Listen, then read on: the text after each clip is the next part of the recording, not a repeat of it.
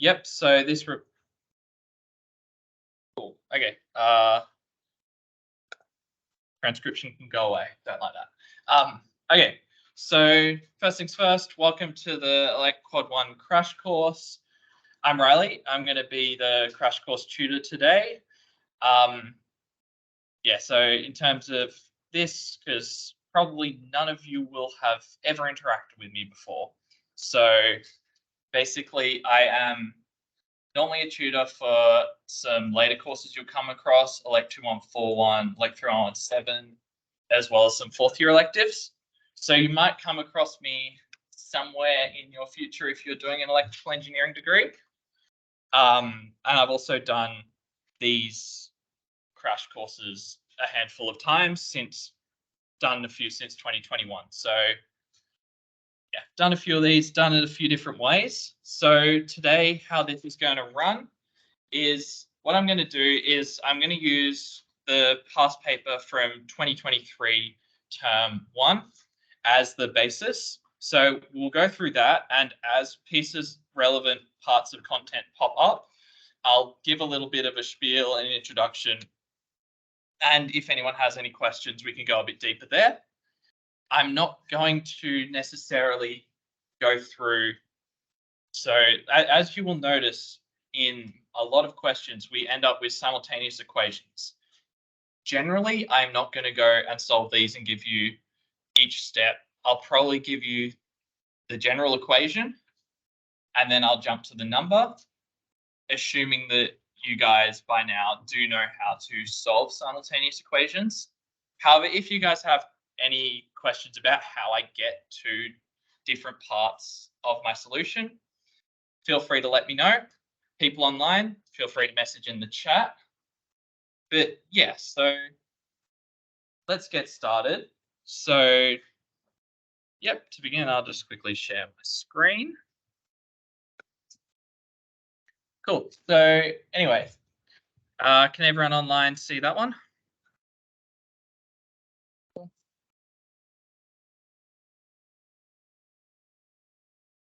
Once chat loads. Yep. Okay, awesome. So that's good. So we can start. So, yep, as you see, this is our paper. They look pretty much the same term on term. Someone can confirm for me, but is it still a 90-minute exam? Cool. Awesome. Yeah, so 90 minutes. This one has 5 questions. It sometimes chops and changes, but there is a fair bit to get through in this time. So you sometimes do need to strategize a little bit. In this case, we'll get through all of it, and we'll hopefully have some time for questions at the end as well. But yeah, let's just move right into it. So we have our first question here. Cool.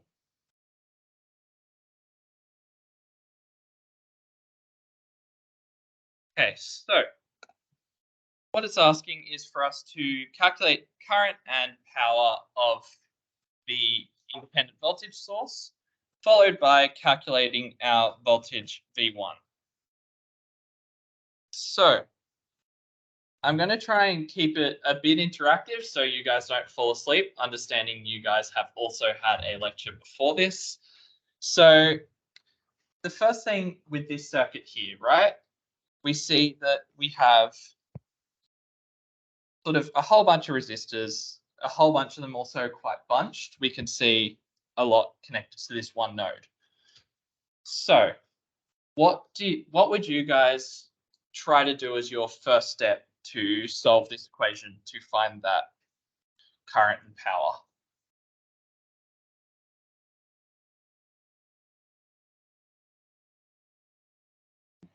Okay. Yep. Exactly right. So the first thing we'd want to do is we want to try and simplify this. So pretty much first thing I'd do is I'd note there's these 3 resistors here that are all connected to this same node, and they're also all connected to the same node at the bottom. So by definition, that is a set of parallel resistors. So remembering from our definitions, we would have looked at this early on. We can say that 1 on Req, which is our equivalent resistance for parallel, is equal to 1 on R1 plus 1 on R2 plus 1 on R3. And if you have any more resistors and such, it keeps going on like that. This one is for parallel. But naturally, we also have a series equivalent. Nice and easy. We can just add them along. So say like so. Okay, and what we'll do is first we'll do this transformation on those 3 resistors. So we can say that, 1 on Req is equal to a 1/6 plus a 1/3 plus a 1/4. Nice. Cool. And this 1 on Req is equal to 3/4, meaning that R equivalent is 4/3 ohms. This will leave us with a circuit that looks like this.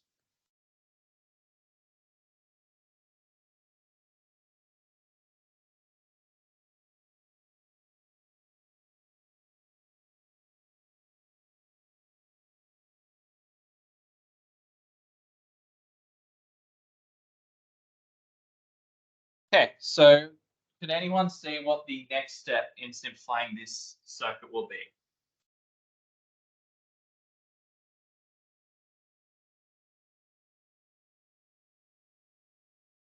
So normally the thing I like to tick straight off my list. Yeah.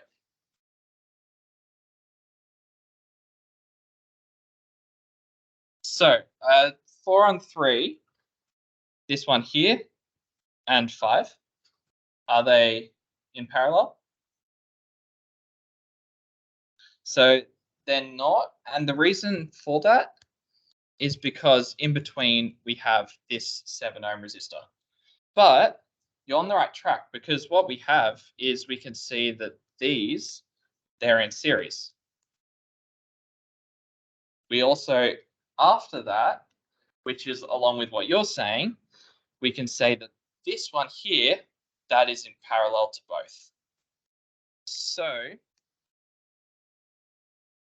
we'll move a couple steps here, but what we can say is we know that this part is equal to 7 plus 5, which is our series component, in parallel with 4/3.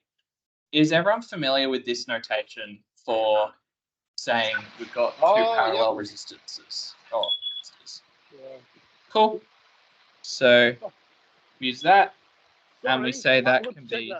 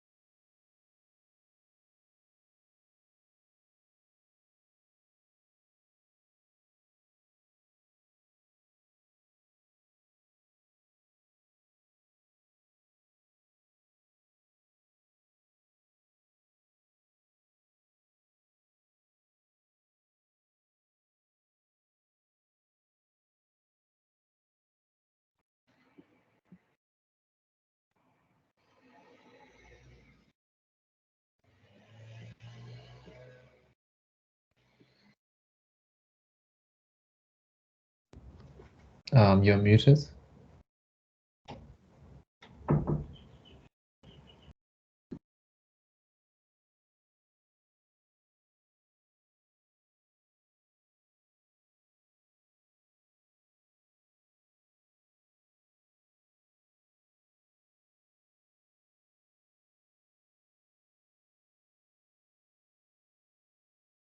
Cool. Okay, sorry guys, don't know why that muted. Can you all hear me now? Yep. Yep. Okay. Yeah, one of the joys of hybrid is Teams doesn't like to cooperate. But yeah, so from this circuit, from here, we could just use Ohm's law, right? So we know we have V equals IR, rearrange for current, so I equals V on R.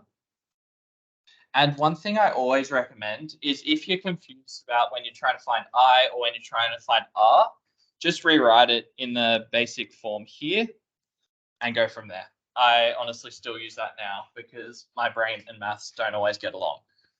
So we sub in and we get 3 over 3.2, which equals.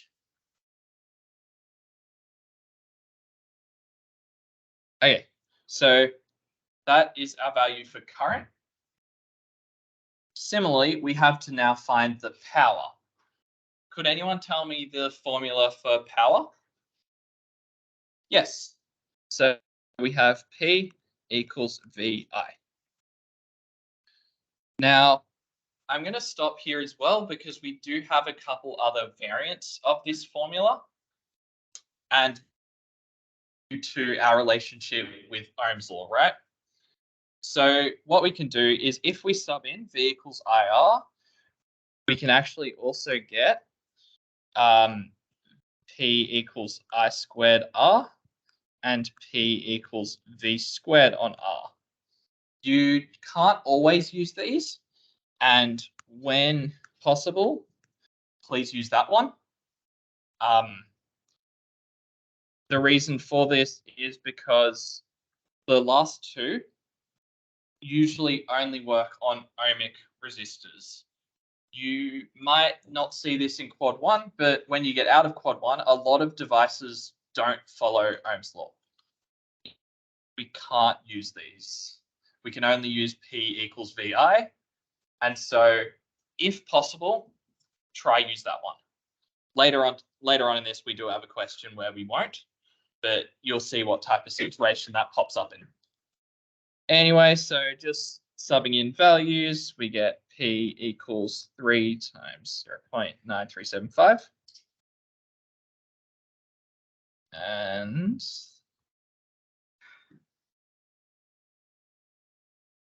that's our value for power. So next, we've got part 2, which is after our voltage V1. So this is a little bit different. What we can do is I recommend we start from this circuit here. So yeah, if we start here, what it allows us to do is we've already got part of it simplified and we can also see where our V1 is. So let's just get to that.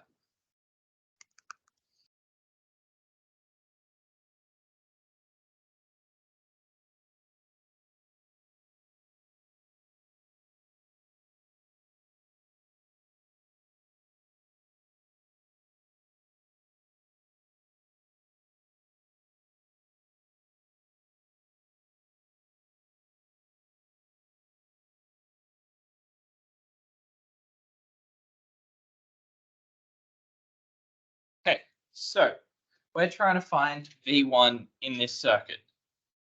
Does anyone have any ideas on how you would try and approach this?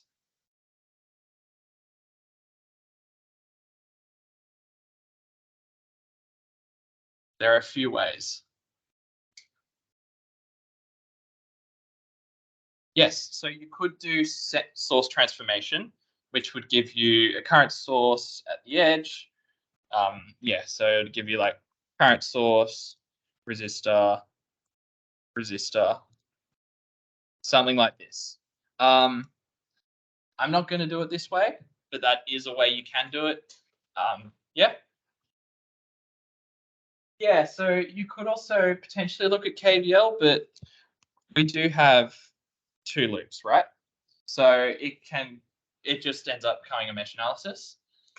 Instead, we're going to almost work backwards. So what we're going to do, let me just do that. Yeah, so what we're going to do is we're actually going to go back up and use this one here. So what we can do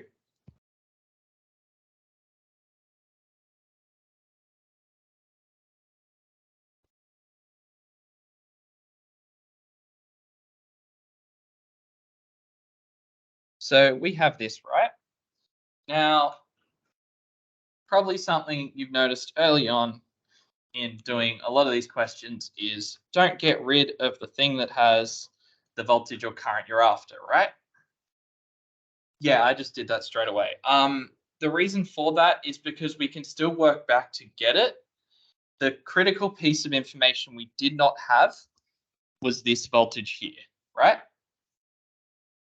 So what I'm going to do is I'm going to find that voltage, and then I'm going to, from there, use a voltage divider to get to V1. Now, from part I, we know that the current here, we know this current, right? We know it's 0.9375. What this means is we can actually find this this voltage here. Let's call it V0. We can just do this using Ohm's law.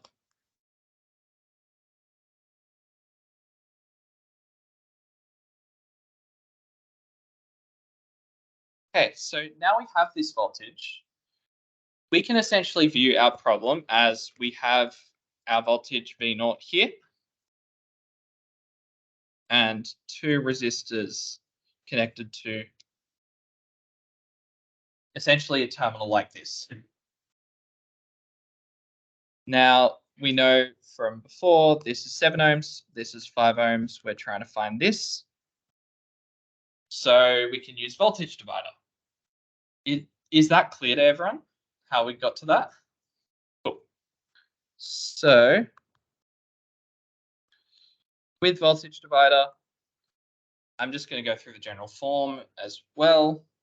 So knowing that V out is equal to V in times the resistance required over the total. So for us here, we can say that V1 is equal to 1.125 times 5 over 7 plus 5, giving us 0.46. Yeah. Okay, so that's that question. Does that make sense to everyone? Awesome. Okay, so now we're going to move on and we're going to look at the second question we have here. So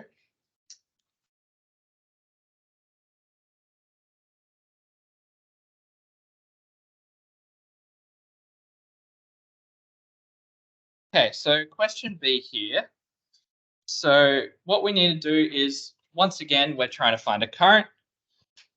This time we're trying to find the current through this diode here. Now, this one, it does look quite different because we have current source, we've got a whole bunch of resistors in parallel. At the end of the day, it actually ends up looking pretty simple. So, does anyone have any ideas on how we look at this one?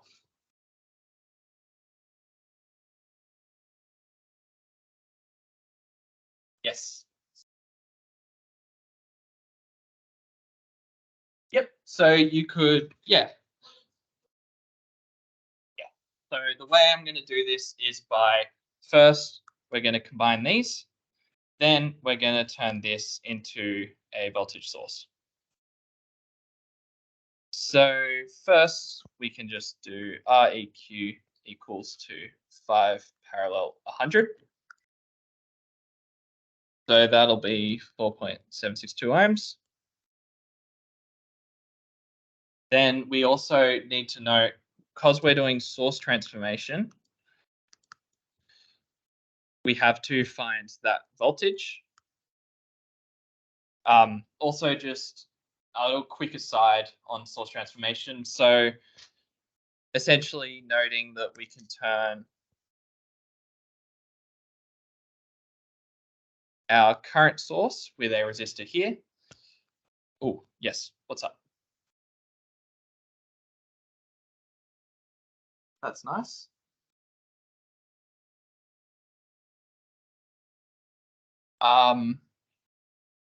Okay. One of the boards dying. Give me a sec. I'll just see if I can.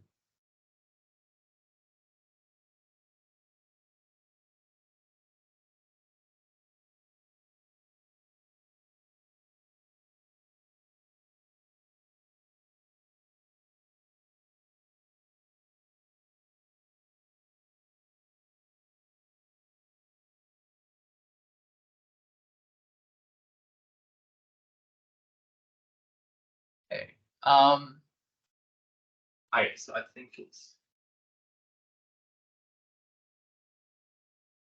Yeah, I think that is an actual hardware problem, so I'm probably not going to be able to fix this here.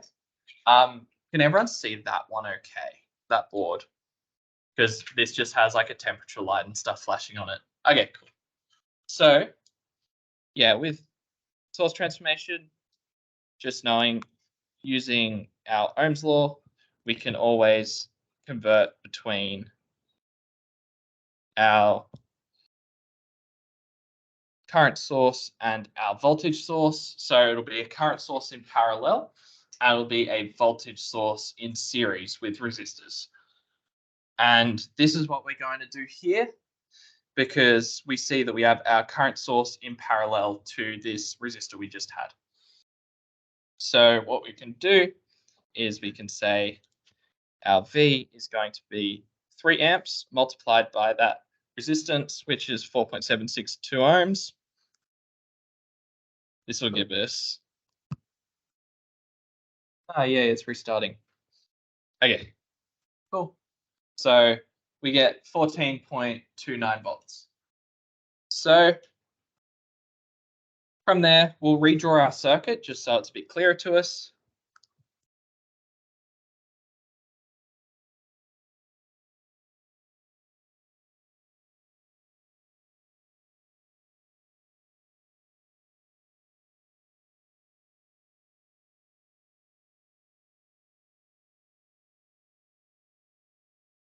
Cool.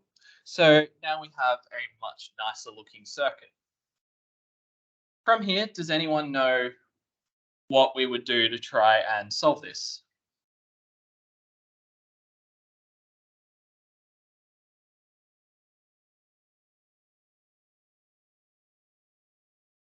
Okay, so what we're trying to find is, cool. Yep, so what we're trying to find is I. Should be. Yep. Okay, so there are a couple ways to do this one. We've talked about it before.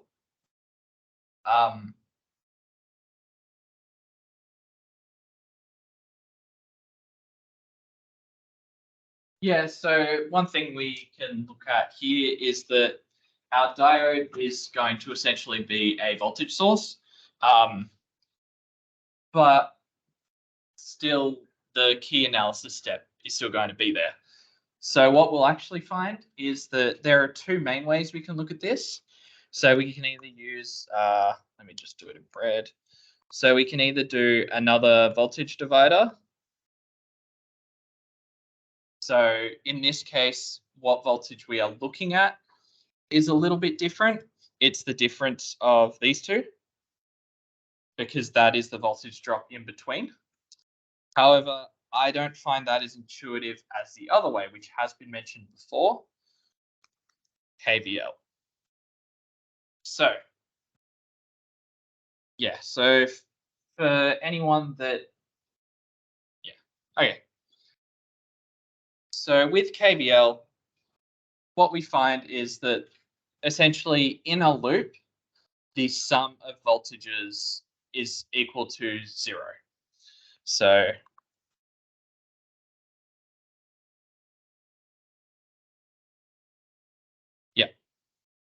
so that is what we're going to do here. Now, one of the tricks we find is that while we're doing this, you have to look at the terminals of everything to see if you're going to do a plus, a minus, that sort of thing. So I like to just work around clockwise for that. So I'm just going to add like so to each of my devices. And this allows us to write an equation based off ILED, our two resistors, our diode, and our voltage source. This equation, it comes out to be ILED. Sorry, I'll just write it all out.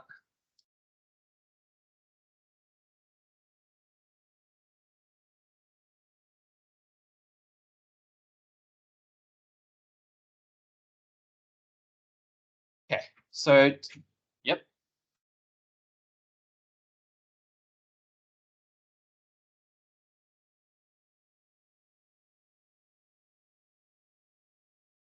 Yep. Essentially what I'm planning to do here is what you'll see is I'll do this KVL. Once you rearrange it, you get exactly that. It's just this, I did this bit of expanded, here's KVL. Yeah, so anyway, as was just mentioned, yeah, so when we rearrange this, we end up with just the difference of our two voltages over the sum of our two resistances, which, yeah, that is just, as discussed before, Ohm's law, which will give us that value for current. Next, we have to calculate the power dissipated by the resistor. So, as discussed above, we have our two formulas for power through a resistor.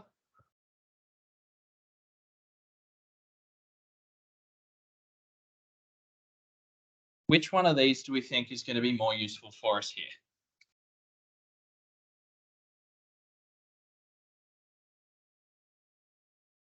Would we rather use current or would we rather use the voltage? Yes, yeah, so because we just calculated current, it's a lot easier for us to just plug that in. So all we get is 0.215 squared by 50. Yep, just like that. So that is that question done. So now we'll just move on. Just give me a sec. I'm just going to make sure I can see the Teams chat. Awesome. Okay. Yep. So now for this next part, you'll see we have one question on mesh, and then we have another question on nodal analysis. Pretty much every single year, there'll be questions that force you to use either.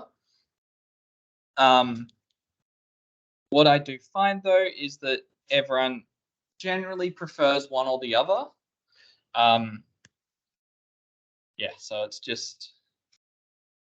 Oh, is it okay if I scroll through my working out? Yes, I'll scroll through just in one sec. Just want to check that there. So yeah, essentially what we had there is we had our parallel to series. Then we did source transformation. We did a bit of a KVL Ohm's law thing. Then power.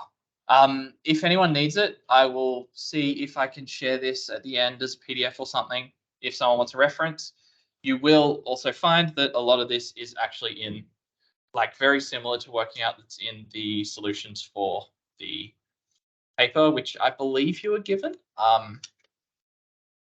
So yeah. Anyway, let's move on to the second question. So this question, it gives us a circuit here. It's got a handful of sources. It's got a dependent source, which can sometimes be a pain. And then it asks us to apply mesh analysis. So with mesh, what we want to sort of take note of here is yes, we have our 3 meshes, and we can use KVL in each of these. However, there is one problem with this circuit. Could anyone tell me what it is stopping us from doing standard mesh?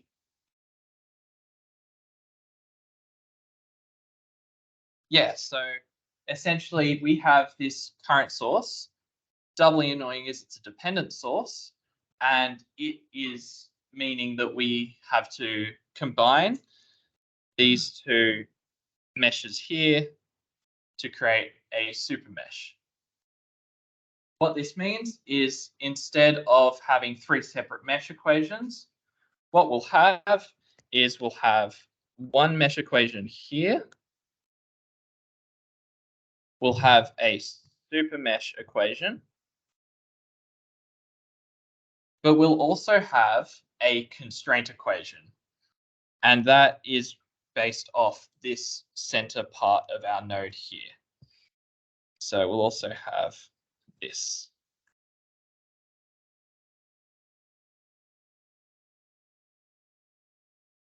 So yeah, did anyone have any questions about that? Yes.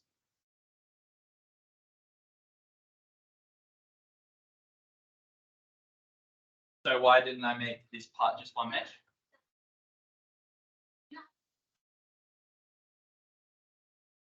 One here. Why didn't I combine these?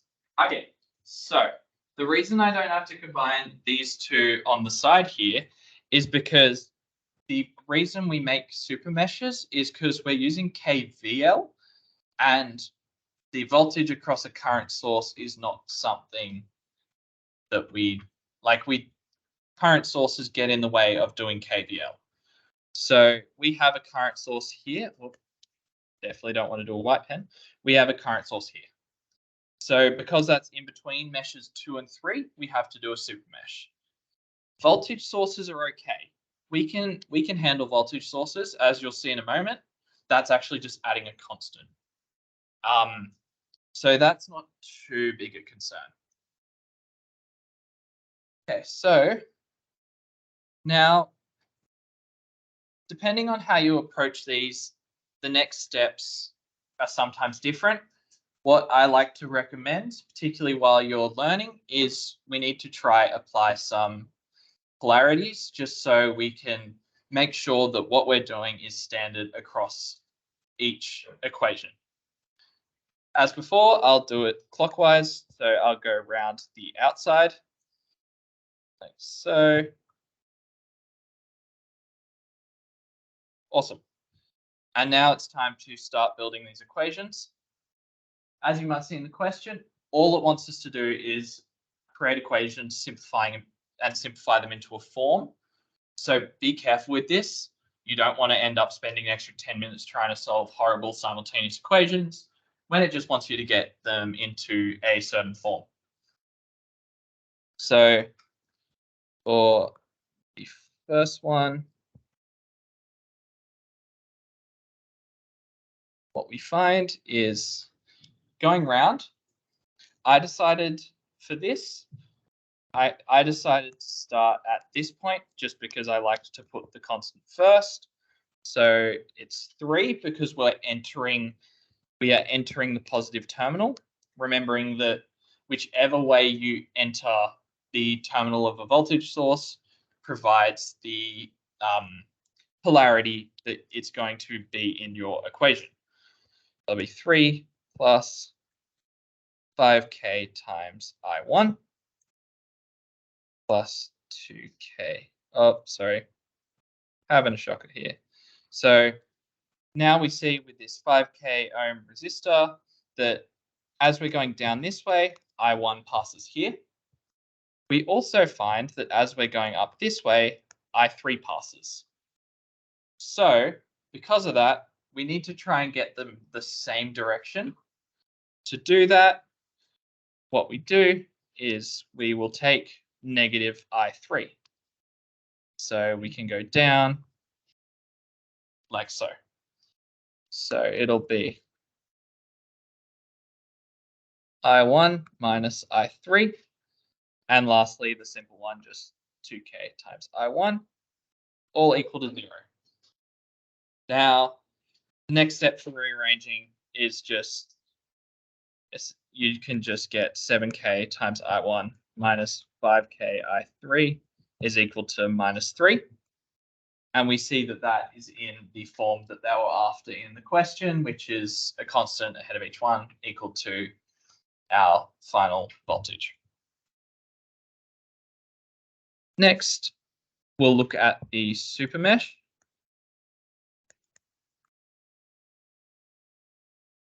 And for this, what I'll do is I'll just start here. So we'll go 1k I2. We'll add our voltage source. Then it's plus. Now this next one is a little bit interesting. It is our 5k resistor again. So what I find the easiest way to handle trying to make sure your negatives all line up is essentially what you can do is we want to take the negative version of our other mesh. To do this, the easiest way to manage is just swap the currents inside. So I just always write it such that the current that is the subject of my mesh is first. So we're currently looking at mesh I3. So I use I3 at the front minus I1, which nicely gives me the negative form of the previous voltage. And now the last bit is that we have our voltage source and we're entering the negative terminal. Does that all make sense? Awesome. And last, we'll just rearrange that.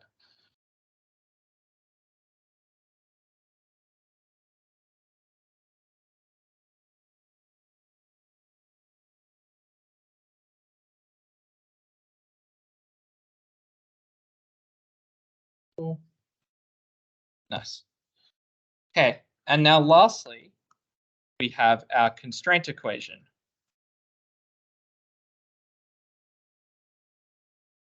So our constraint equation is a little bit different. What we want to do here is we want to try and find a relationship that describes essentially the current that goes down that middle part. For us, we have that dependent source, and so we have to do a little bit more work. But essentially, what you can think about for, yeah, no, that's all good. Yeah, so the reason we did that is because now, so in the first mesh, we're going around this way. So we entered the positive terminal of the resistor. Now for I3, we're going around the other way. So we've entered the quote unquote negative terminal. Okay, so next we've got our constraint equation. Generally, always it's just the source current value from whatever current source we have, and it's equal to the difference between mesh A and mesh B. This is the exact same here. What we can say is that 100 IB is equal to I2 minus I3. We can verify this because if we look up, our current is going through here, which matches I2 and is the negative of I3. Now, from there, we actually can do a little bit more simplification because up here, it's a little hard to see. So, in fact, I seem to miss it every single time, but we have IB here. So IB is right here, and it is the current through the voltage source. So we almost have another another little equation here, which is that IB is equal to I1 minus I2. So, yep. So what we'll do is we'll sub in 4, we'll rearrange, and it allows us to say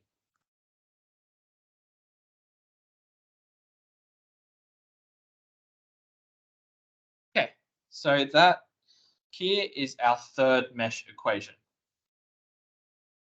So I'll just make those each clear. So does that make sense to everyone? How I got to these three equations? Cool. So from there, we'll move on to the nodal analysis question.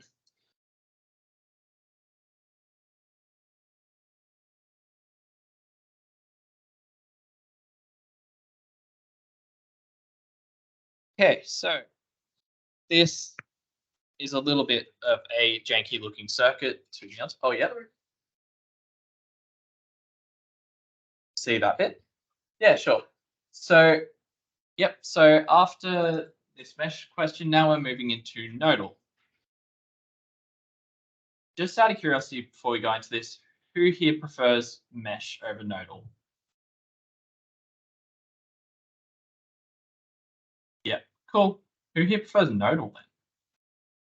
You guys are crazy. So yeah, I don't know, I'm very scared of fractions. I like mesh. But usually in this course, you'll be forced to pick either or the other. We'll look a bit later. There's one more question that requires whichever one you choose, and we'll go through how to decide which one you should use, because usually it is almost forced by the type of circuit. So we can actually see that a little bit here. It's asking us to use nodal, but there is also no real reason to use mesh. Because could someone tell me the number of nodes we have here?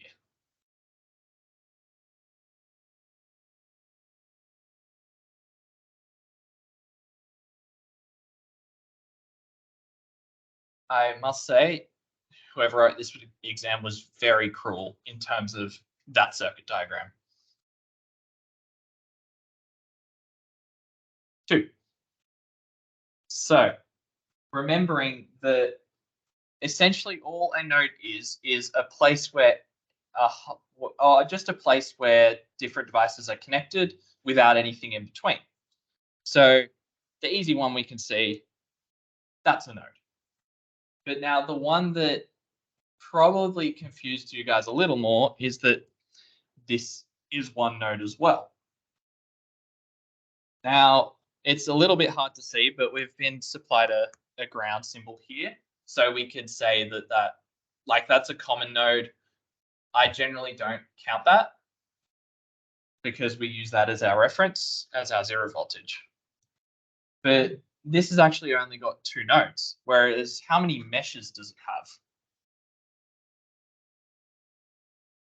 Yes, so that sort of is, but the reason I'm ignoring that one, we'll get into it when we see the math for this question, but because this is a voltage source, what we can under here is just 0.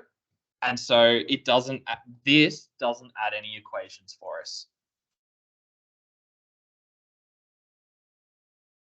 It is a dependent source, so that adds its own equation, but that's separate to the number of nodes and meshes. So yeah, so as I was saying about meshes, here we'd have we'd have 3 meshes. That is still manageable, but when we have 2 nodes, we may as well go nodal. So let's get started with this question. So, yep, so in this case, we are going to use KCL, which is essentially just saying that into a node, the sum of currents is equal to 0.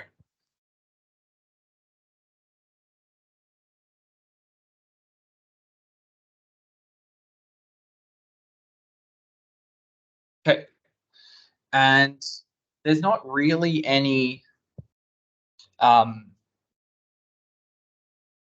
like we haven't got given any names or anything or an order to do it in. I generally just go left to right.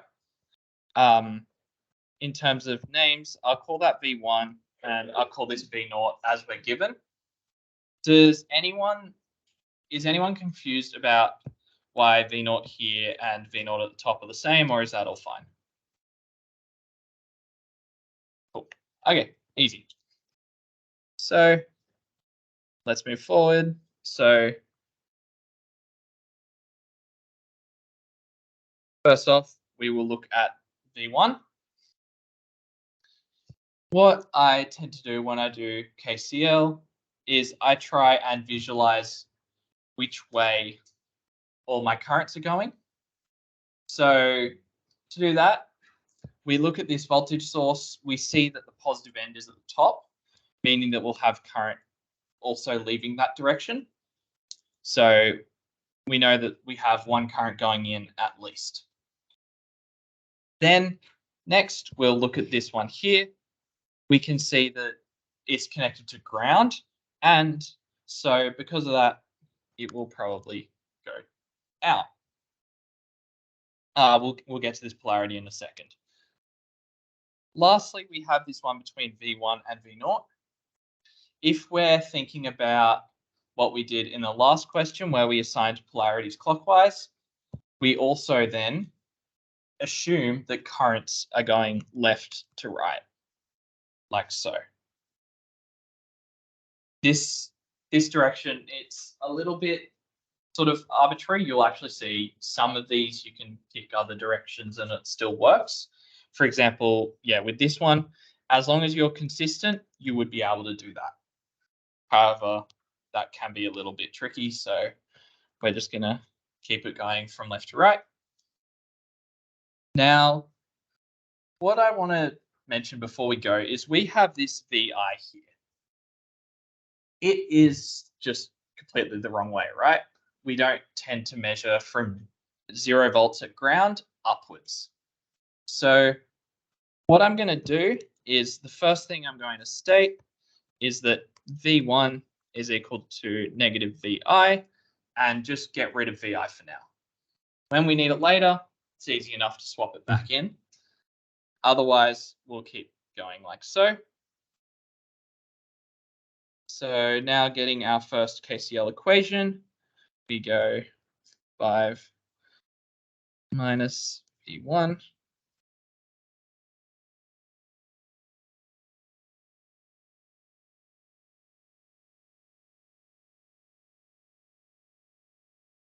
Okay, so this is just using Ohm's law on each one. I'll see if I can capture both. Cool. Yep. So yeah, so I've got the circuit there. Does that all make sense to everyone? How I got to this nodal equation? Remembering that what we want to do is just we want to take the difference. We just want to take the difference between any 2 points of voltage. Usually in the direction that current is going. We'll actually see this again when we get to V0 here. But yeah, okay, so cool. Let's move on to our second node.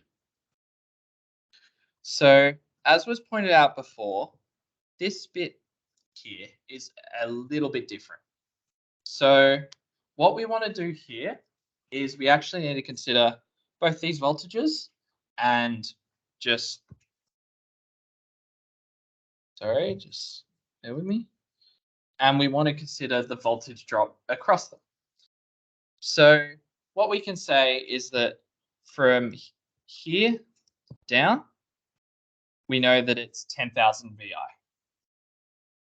Because of that, we can say that for this, we have V0 minus 10,000 VI.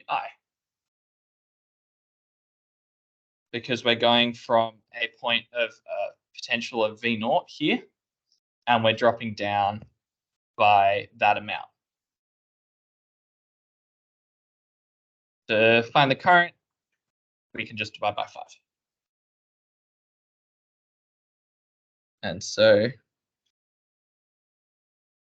additionally, let's just look at the current directions. So we see that we have 1 going in, which is the one we looked at before, 2 going out.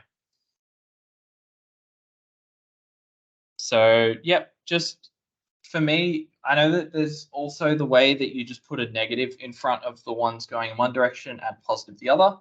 I tend to just put them on opposite sides of the equation. I find that easier.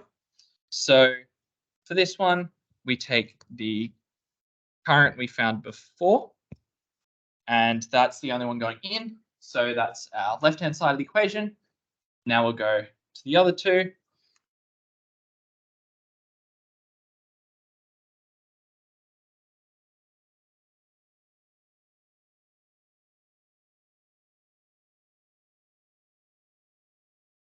Awesome.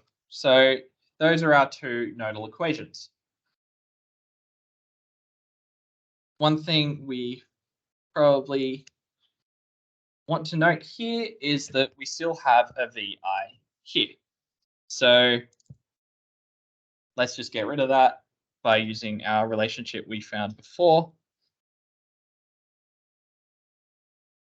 and swapping that in polarity, like so. And now we have 2 nodal equations. From here, we'll just take that and we'll take that one. Now, this is the bit of nodal that I find can sometimes be a little bit tricky, and this is why I tend to stick to mesh where possible, is that now we have all these fractions and you need to try and cancel them all out. Yep. Okay, yep, so it's a little bit hard to see here, but that is a VI. And using the relationship we had before here, I've just swapped them out. Just because it's much easier to just deal with one. And for me, I prefer to use the one that follows the sort of standard I've set in my head that everything goes clockwise, top to bottom. So from there, what I'm going to do is I'll give you the simplified equations and I'll give you the numbers. If you need to see working out, there's a bit more working out in the actual work solution. Or if you guys have any questions, I'm happy to go through that as well. But yeah, essentially how I'd solve these is I'd just multiply by each of these 3 values and then go from there. You'll see by these final answers that they're a little bit chaotic.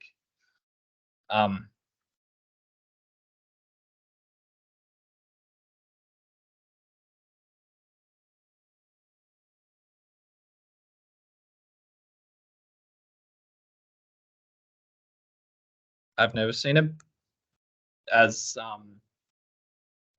like normally I don't see numbers that are this messy, to be honest.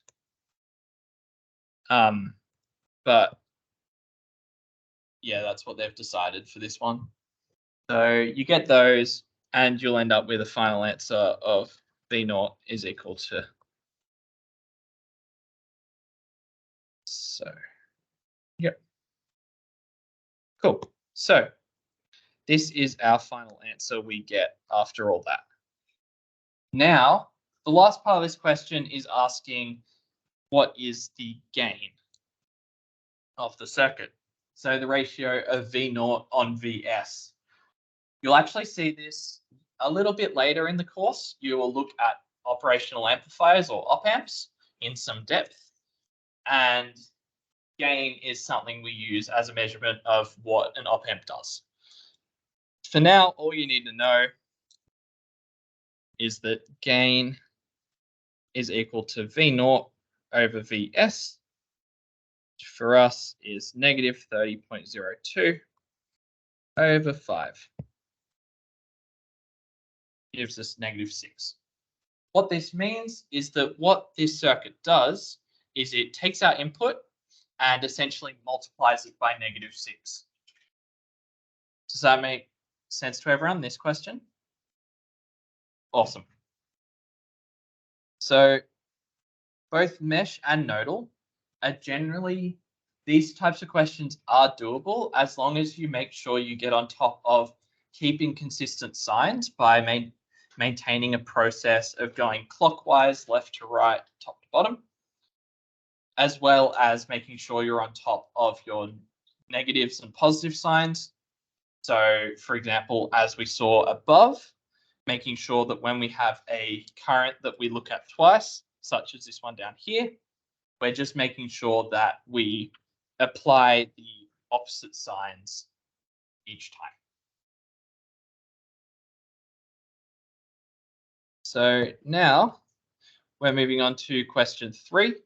And now we get into the part of the exam which is testing some of the sort of some of the less used ideas in the paper. So first up is superposition. So let us take this question and let's go through it. So first off, could anyone tell me what is superposition?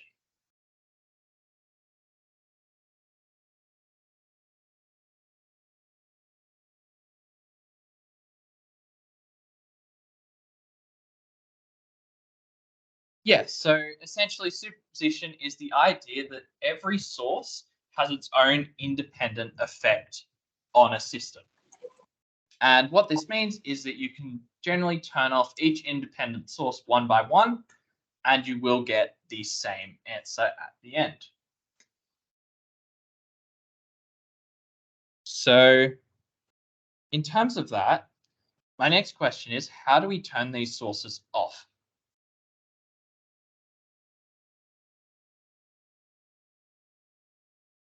Yep.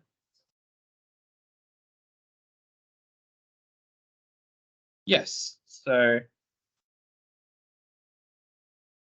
what we want to do is we want to do the operation that provides 0 to that source. So for a current source, we want to open it such we get 0 volts or 0 amps going through.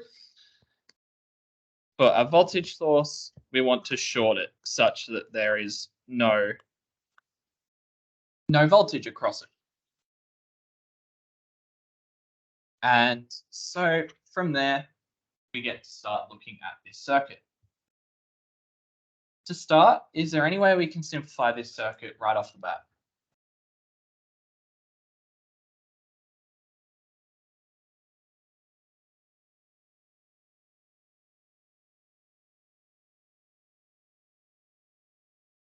Yes.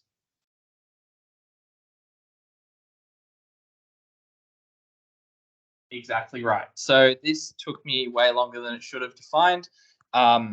But this 7 and this 3 ohm resistor are both in parallel because, as you can see, they're connected to this same node on the left. They're also connected to this same node on the right.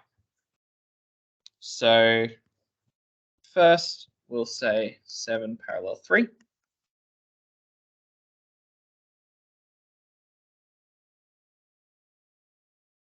So we have that resistor simplified and out. So from there, now it's time to start looking at our two sources. I'm going to start with the current source. Really doesn't matter, but so the current source.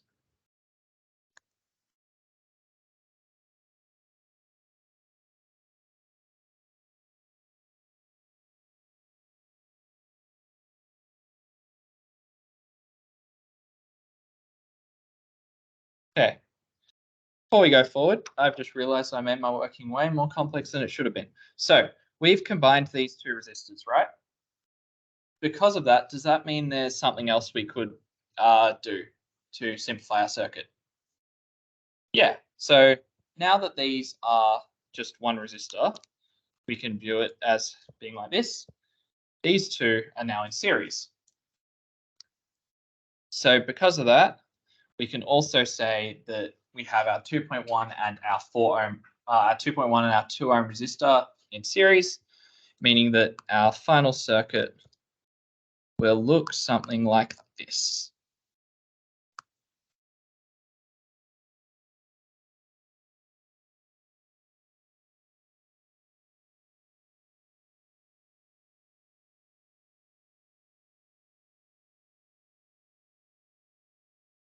Awesome. Okay, so from this point, we're trying to find the current here, which we'll call IO dash. Does anyone have any way they reckon would be best to try and solve this?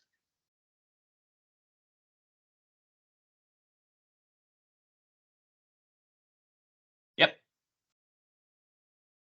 Yes. So not that it necessarily looks like it in here, but what we have is we have all three resistors connected to this node. They're also all connected to that node there. So what that means is that we can actually just look at them in parallel and use our current divider. So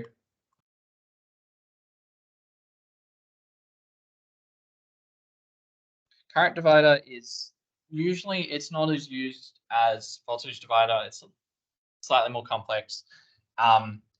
But in this case, we just get I dash equals. So first thing to note is that this current here is going that way, whereas IO0 is going the opposite. So we want to use -5 amps. And from here, what we can do is we can look at the three resistors in parallel. So it should just look like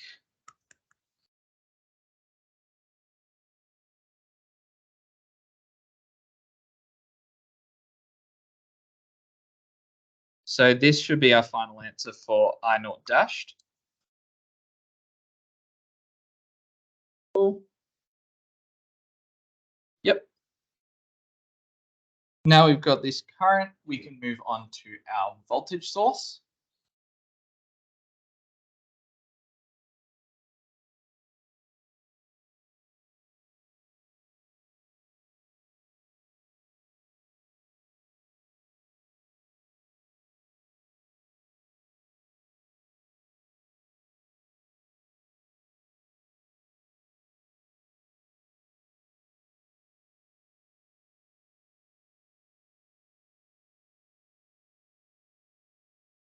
Okay. So now we have this here. Once again, we're looking for IO. Just double dash this time because it's, oh, yep. Yeah, sure. Which part are you after? This? Yeah, cool. Okay, so yeah, while I'm looking at this, so this next part of the circuit, we have our one resistor in series with two in parallel. Cool. So what that means is we can use what used to be Emma's favorite, don't know if it is 3 years later, but voltage divider. So, yep. So what we'll get is we can say, let's just say for now that our voltage here, let's call that V0. So we have V0 is equal to 10 times. So we're looking at the voltage across those two parallel resistors. So we'll go 5 parallel 4.1. We'll put that at the bottom as well, and we also add the 4 ohm resistor. This will give us 3.6 volts. From here, nice and easy, we just use Ohm's law. So we have voltage, we have our resistance, so we can just say that it's 3.60 on 5. However, am I missing something? What's that? Yeah, so not just that, but before we get there, there is an issue with this line. What's that? Yes, so we've got to keep track of our directions. So we see that our current is going up the screen, our voltage is looking downwards. Because of this, we need to add a negative to this current, like so, giving us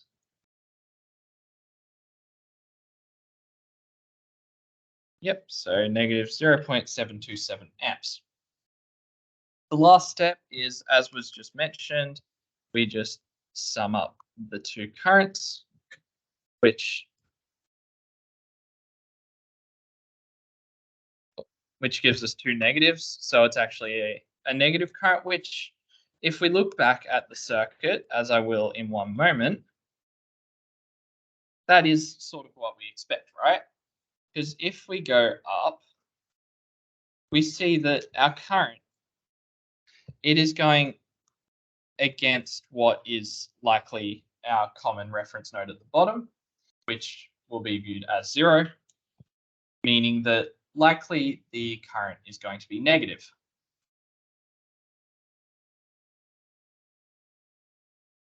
But it's always worth checking something like that to make sure that you are on the right track. I don't know if anyone else did physics and said everything was going like negative velocities when it possibly couldn't have. Same idea here. It's just making sure that what answers we're getting sound somewhat reasonable. Okay, so next we're going to move on to a bit of an interesting one. So this one, first off, the first thing you'll read is source transformation. And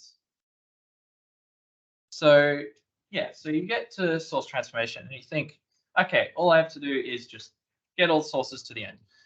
But really what it's actually after is using source transformation to create a Thévenin equivalent circuit.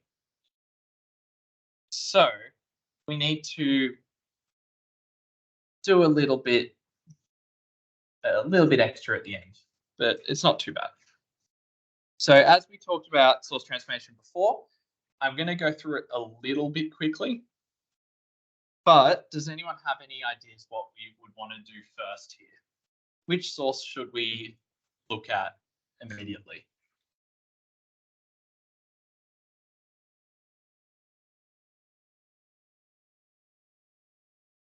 So, yep. Yeah, so in this case, I'd probably look at the voltage source here. The reason for that is, firstly, this is nice and round, so I'll leave it to the end, see if magically it does something nice. And also, just working left to right seems to work well in most cases. So let's get rid of that first source. So remembering with Ohm's law, so we can say I equals V on R. So we'll get our current source and our new resistor in parallel, and then we just do the rest of the circuit.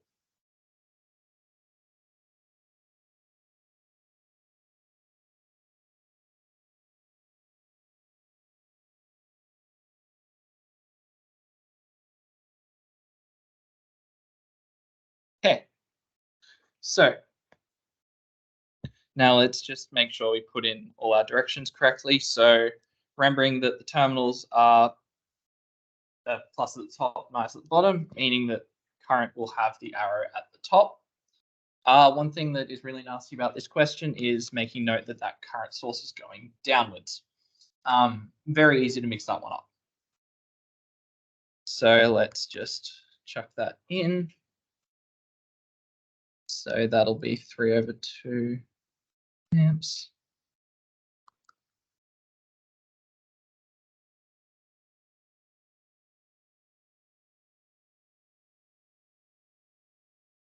Okay.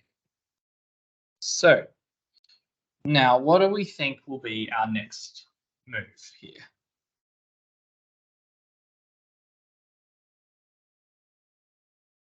Yep, so these two here, they're in parallel. Let's just knock them out the way. So we can say that for parallel 1, that is, yep, that is 0.8 ohms. Yes. Not in parallel, no. Because it's about having two nodes in common. And while it has this one here in common, the other one is not. So it doesn't have that going for it. In a sec, though, it'll have a role. So now we have those in parallel. Our next stage, when this doesn't freak out, is that let's look at doing another source transform here. This allows us to then put it back to a voltage source, and we'll see what that turns out for us.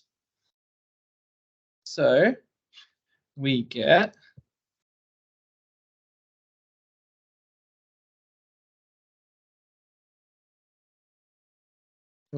no, ignore that. That was a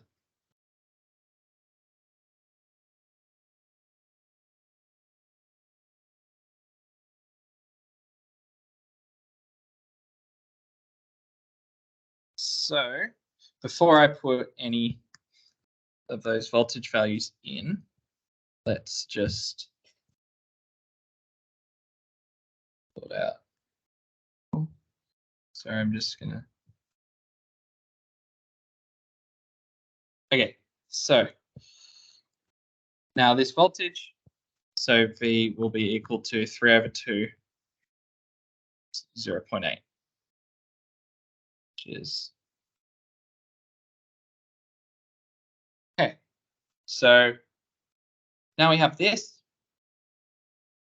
Now with that 3 ohm resistor, that comes quite nicely into play because we have it in series with that 0.8 ohm resistor.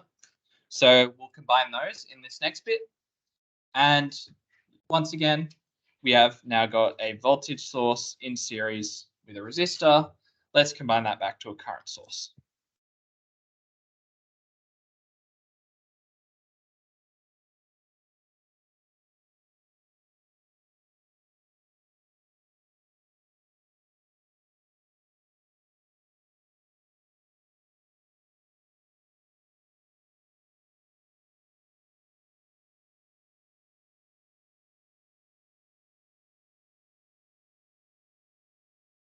Okay, so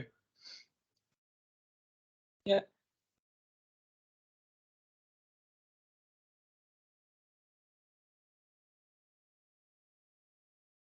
Me not even be able to read my own handwriting.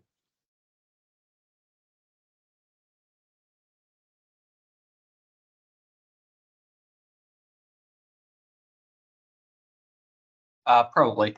Let me check. There's a yeah.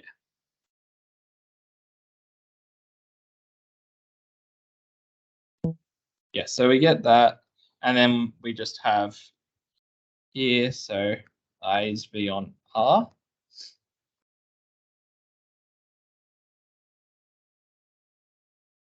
Sorry, I keep mixing up Ohm's law. No, that should be fine. Cool. Yep.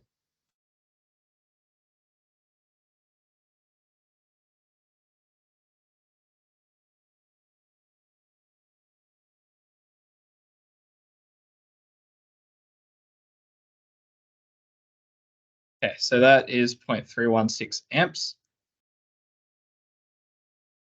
Now, there's actually a little bit of a trick here. Can anyone see it?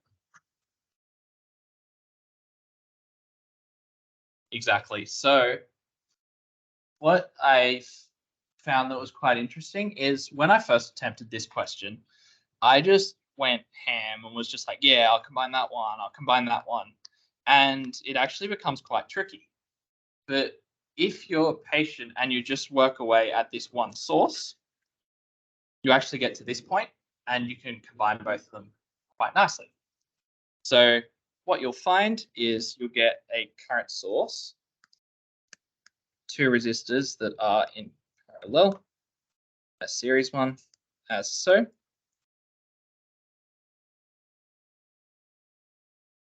And now my question for you guys is, which direction will that current source go?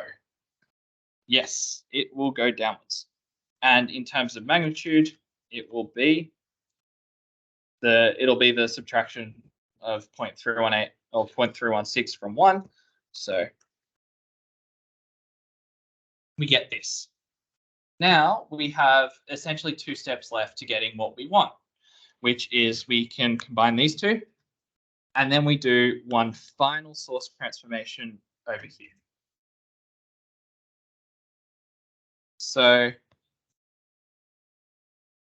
yep. So in terms of that, what we'll get is we want to end up with our circuit looking like so.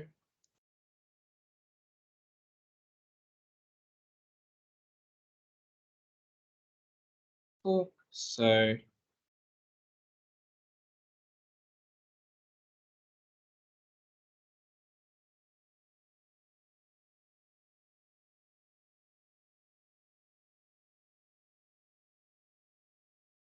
we get 4.33 here.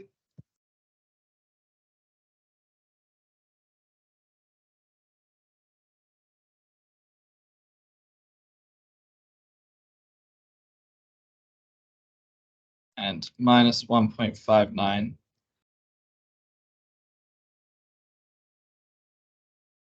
Okay, so this is our overall system. Now,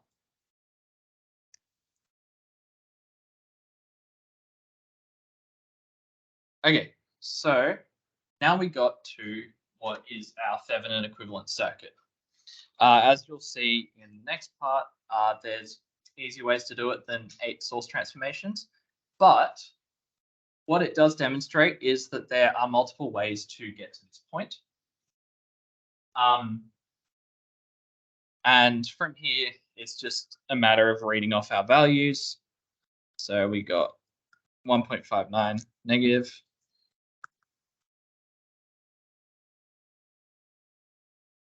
Okay. So did anyone have any questions about this one?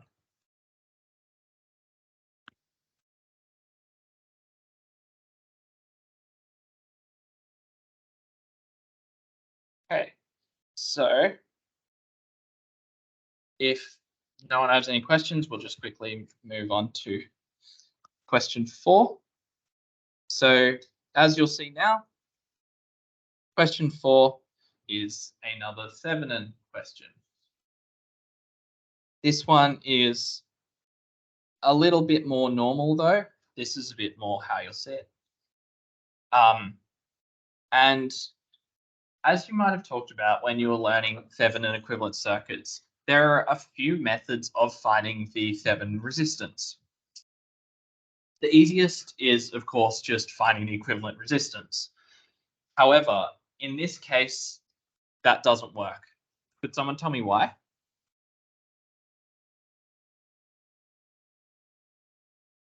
Yes, so we have a dependent source here. This thing is the bane of anyone that wants to do Thevenin's. Basically, yeah.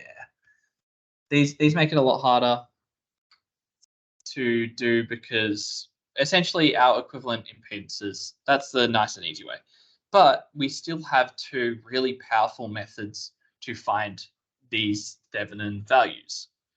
So the first way is when we're looking at our Thévenin, is that we can look at the open circuit voltage over the short circuit current.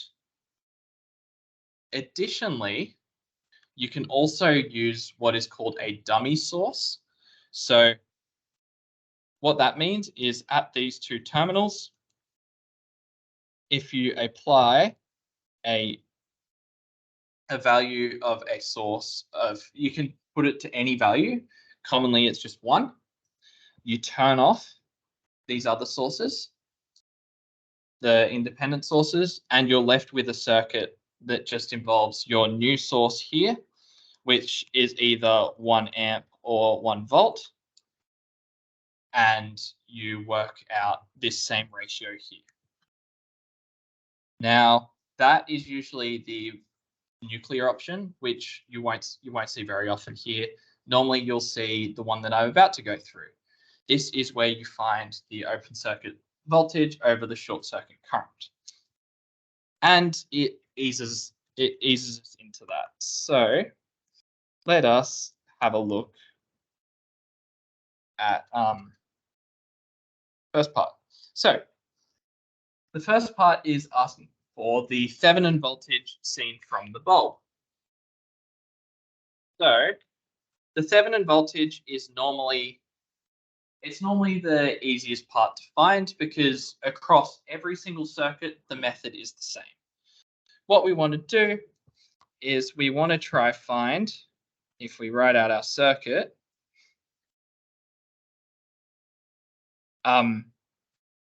yep, so let's just go like so. What we want to find is we want to find our open circuit voltage. That there is going to be our Thévenin voltage. So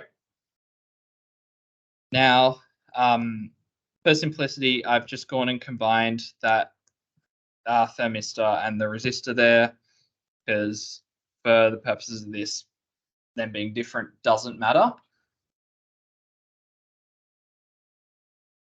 Let's go like so. Okay, so this will be our circuit we look at. Now, to find this voltage, could someone think of the easiest way to go about it? Knowing what we know, which is voltage divider, current divider, KCL, KVL, those sort of methods.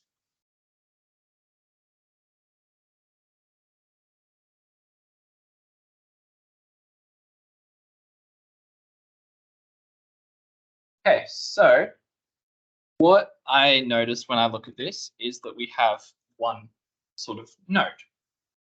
So what this means is that we can then use KCL. We can note current going in there, out there, and up and in that way. So let's create our equation. So what we get is we have our 9 minus, we can just call this VOC over our resistance, 2IT is our dependent source, and lastly, let's just do VOC over 120. Now, with this, what we want to do, we need to try to get it to one variable. So let's look at this IT. We can see from above, IT is here. Because of that, we can actually say that IT is equal to VOC over 120. Subbing this back in, we end up with 9 minus VOC over 5 equal to negative VOC over 120. Just doing some rearranging.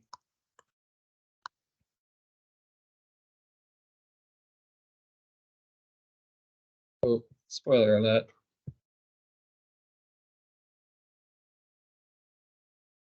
Okay, so now we've got this open circuit value of 9.39 volts.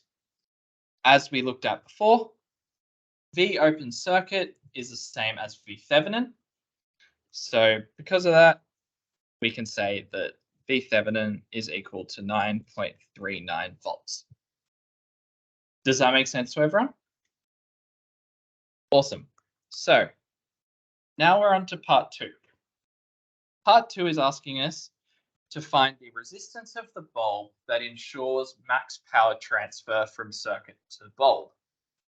Does anyone remember the condition for maximum power transfer?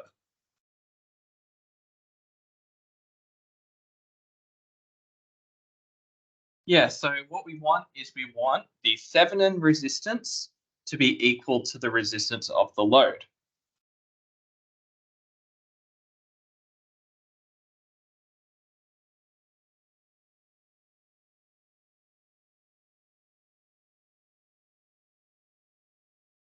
So what that means is we have to find R Thévenin. As we talked about before, R Thévenin is equal to V open circuit over I short circuit.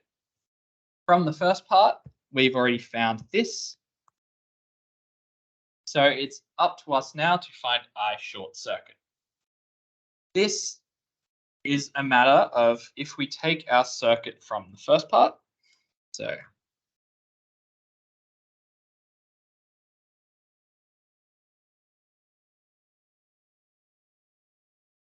So we have this.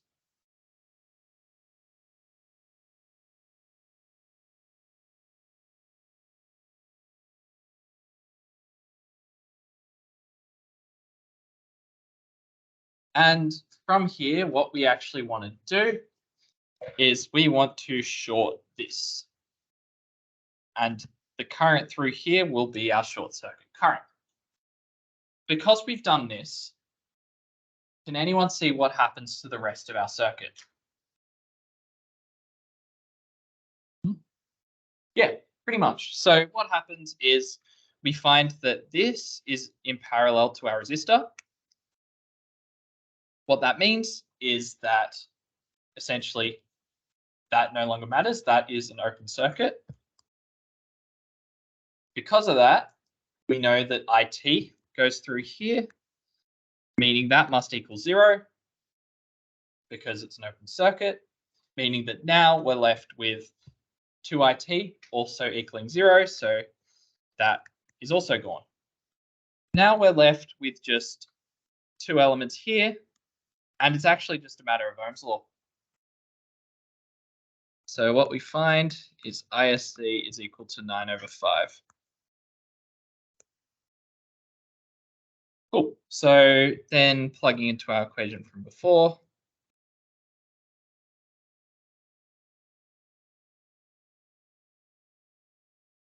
we get R Thévenin. Yep.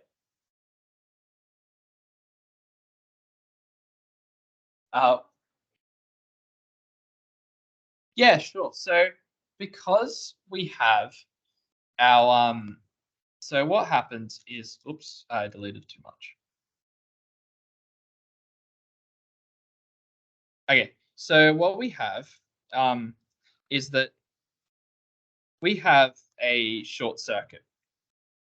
This means that in any case that there is the option to go between any parallel branches, the current will want to go through the path of least resistance, being 0. So all current, unless it's from a source, will go through this branch. Because of that, through here, I is going to be 0, meaning that the voltage drop across the resistor is going to be 0, meaning technically the resistance is also 0, but obviously that's not the case, but yeah. So that's how everything is removed from our circuit. Does that make sense to you guys?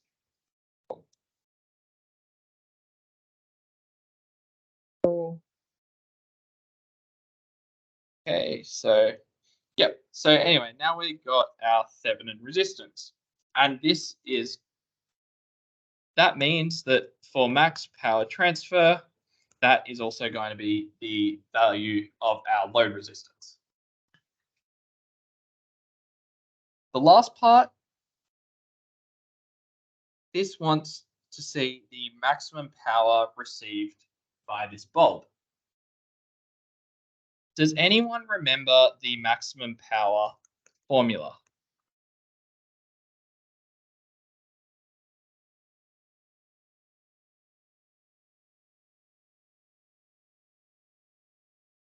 Yep, so what we get is V Thévenin squared over 4R Thévenin.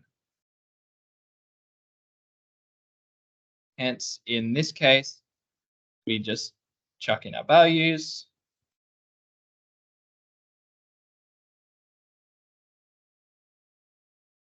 And this is our maximum power that can be delivered to that bulb.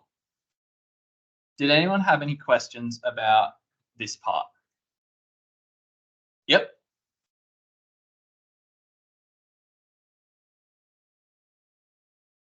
What was that, sorry?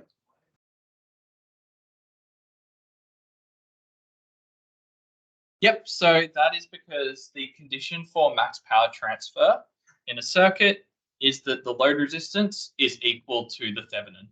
And so once we've applied that, we get this. Does that make sense? Awesome. So now we'll move on to the last question in this paper, and we'll see that it is on capacitors. So how far through capacitors are you guys? Have you finished this now?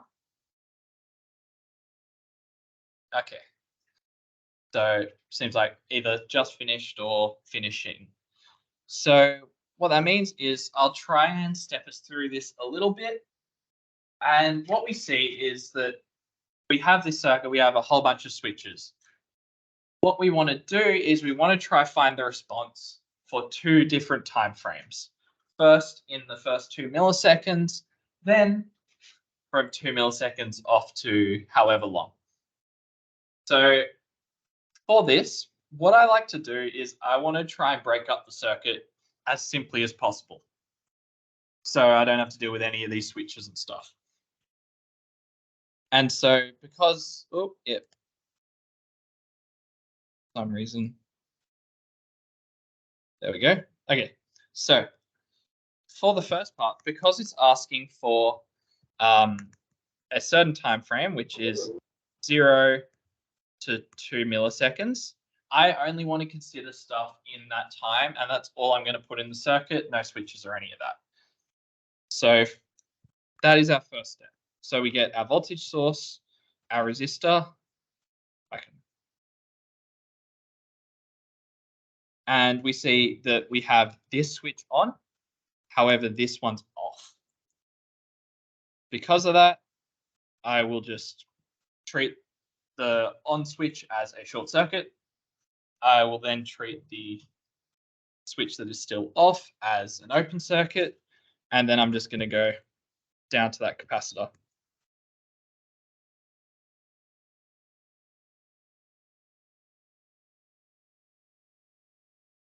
Okay, so for the first part, that is what our circuit looks like. Now, what we have in this situation is that at t equals 0, we have our 20 volt source is now being applied to the capacitor. Can anyone tell me what type of response we're going to get? Yeah, it's a step response. What that means is we have our nice fun formulas. So let me just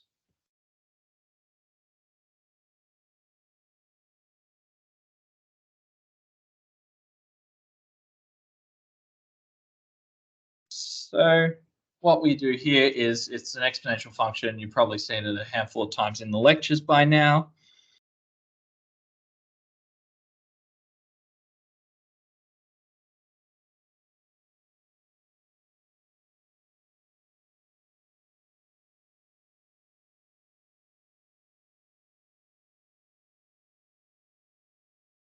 Cool. So we have our equation here, and we also note that tau is equal to RC. My question for you guys though is what does this R actually mean? It is resistance, but resistance for what? Is it just the nearest resistance? Is it something special?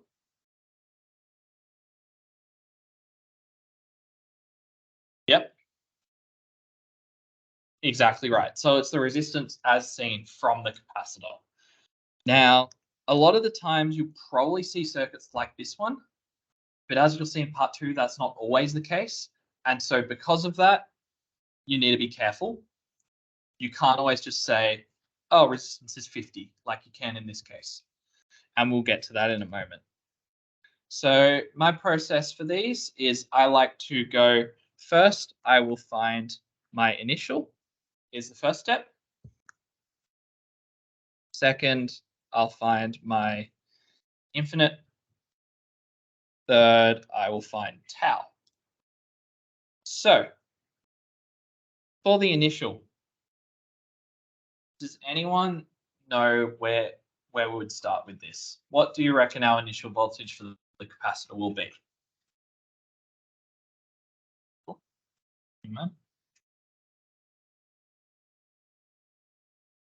Now, this is where it gets a bit interesting because I thought 20 first as well. But what we find is that when we are looking at VC0, we need to consider the idea that you might have seen this notation that just before 0 is the same as just after 0, because a capacitor's voltage cannot change instantaneously. So while this switch is off, what is the voltage of the capacitor? Like when all our switches are open, what is our capacitor voltage? Yes, it is 0. And so even after that 20-volt source has been applied, immediately after, it is still 0. So we can say we know that 0 minus is equal to 0. Therefore, VC0 is equal to 0 volts. Cool. So we've got our first one done. Next, we want to find VC infinite. After an infinite amount of time, what do we think this voltage for the capacitor will reach?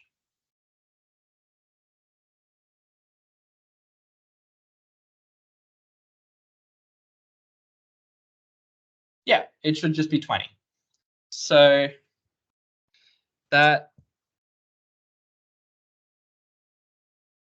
yep, that one's more or less, you can just look at this circuit and say that over time, this capacitor is going to keep charging until it reaches the maximum voltage that it essentially possibly can, which will be when it has stored all the energy coming into it to reach 20 volt. From there, what we want to do is we want to find tau. This circuit, it's one resistor, one capacitor, so it's nice and easy. We can just say it's 50 multiplied by 10 micro. So that should be half a millisecond. Now we have these three values. We can just go in and we can write our equation, call it a day for part 1.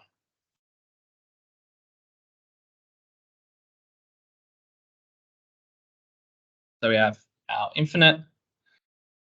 Then we also have, if we go up, we have our plus 0 minus 20 e to the minus t on tau, which is going to be t over 0.5 times 10 to the minus 3. So instead of doing that, I'm just going to bring it to the top, like so. This can be simplified to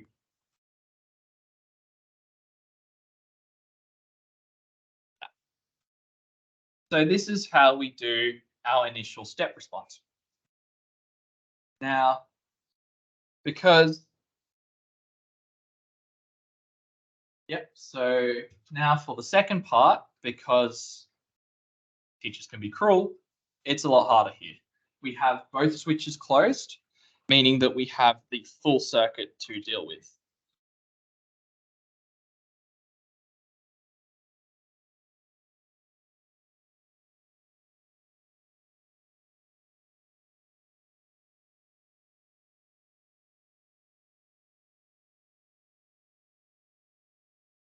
Okay. Sorry, just checking values. Yep.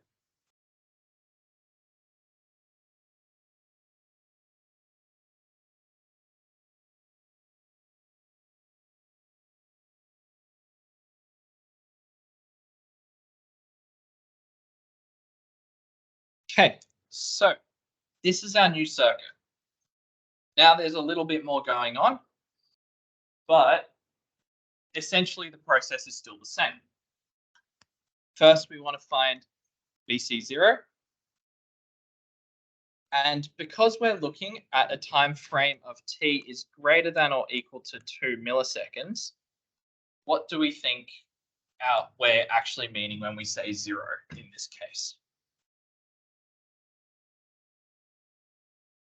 Yeah, so what we're meaning here is actually VC 2 milliseconds. We sub that into our original equation, and we actually end up getting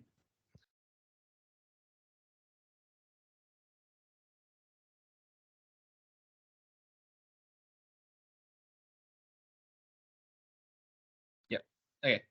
So anyway, we get this. And what this shows us is that in a very short time, our capacitor has charged up to fair the part of the way to 20, right?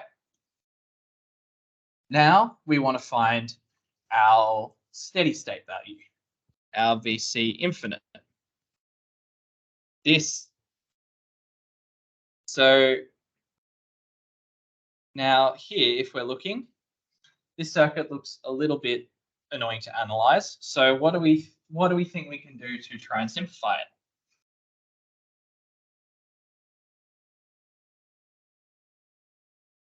So there's two things to note here. First thing here, so we can do a source transformation. From there, we can actually start writing our own mesh equations because we'll have one mesh here, one mesh there. So as you can see with this question, there are quite a few steps. So let's first do that source transformation.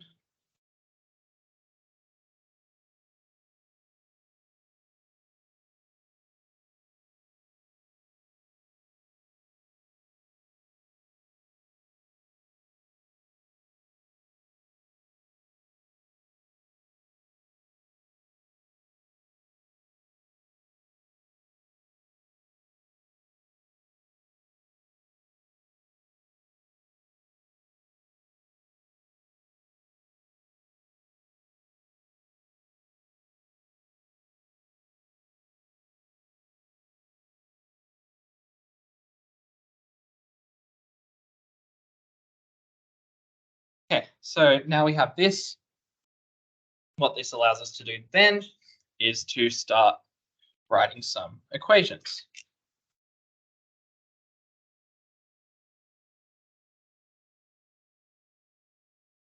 Okay. So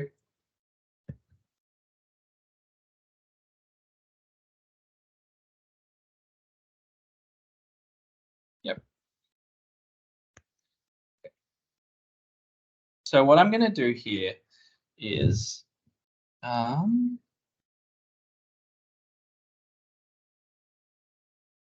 okay, yeah, so let's just quickly look at our two equations. So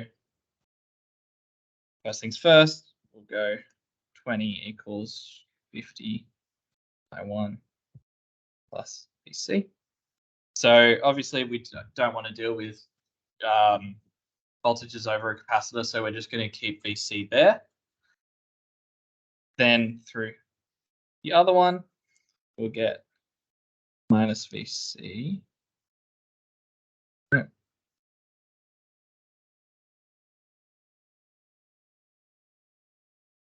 so we have our two equations.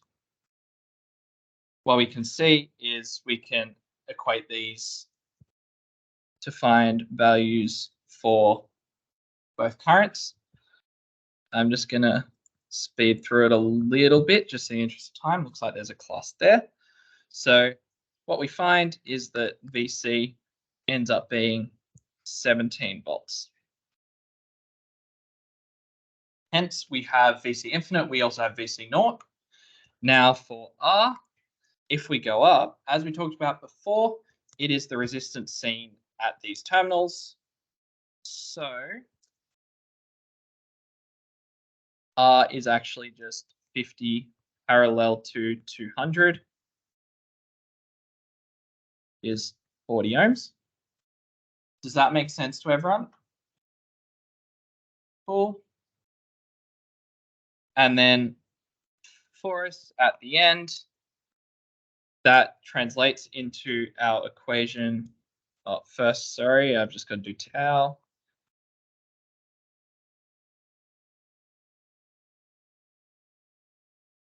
Which gives us 17 plus .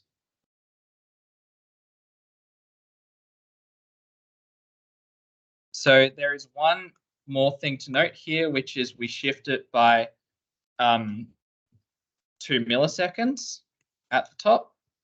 And that is just to account for the fact that we're starting from 2 milliseconds for this graph.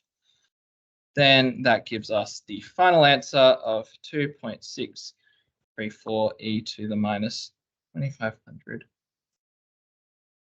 Okay. Awesome. There we go. So does that make sense to everyone? Yes. Yeah. This part? Yep. So I got this by subbing into part I. Yeah. So if you sub in 2 milliseconds into that one, you will get that final value. Okay, so I had to rush through. Yep. Yeah, sure. Here?